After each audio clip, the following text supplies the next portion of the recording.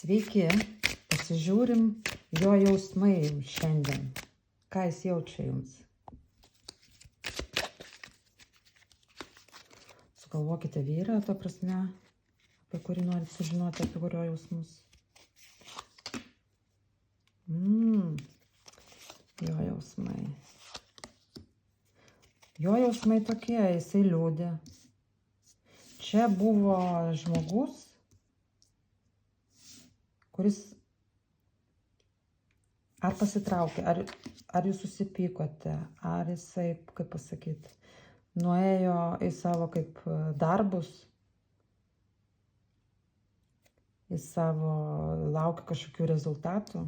Ką jis jums jaučia? Jum ką jaučia?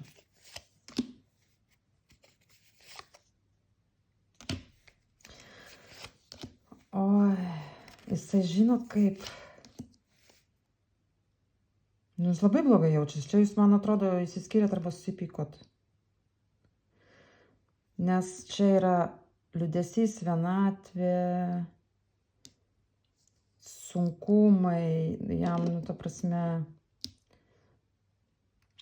labai negera. Jo jausmai, kad jisai nori pradėti viską iš naujo. Bet čia buvo, reiškia, pabaiga, suprantat? Jis nori va tos saulės su jumis. Jo. Esmė ta, kad čia jisai grįž pas jūs, jo, būtinai, ir prasidės viskas iš naujo. Jūs jo svajonė esat, suprantat? Oi, kaip jam blogai, kaip jis pergyvena, siaubas. Nu, čia pabaiga buvo visiška, jo, visiška pabaiga. Nu, man gaila šito vyriškio. O Jėzau, čia pasisugriuvo. Žodžiu, jeigu jisai vedęs, pasisugriuvo šeima. Nu, ir o jausmai jums, jis nori pagalbos iš jūsų. Oi. Pasitransformacija ir meilė. Žodžiu, jeigu buvo trikampis, jisai buvo ant pasirinkimo, pavyzdžiui, nuėjo į finansus, ten į šeimą kažkokią stabilę, ten viskas sugriuvo. Ir dabar yra transformacija, jisai tikrai tuoj grįž pas jūs, jam labai negera, labai bloga.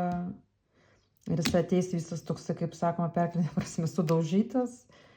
Ir, žodžiu, su meilė jums. Tai priimti ar nepriimti, tik tai jums spręsti.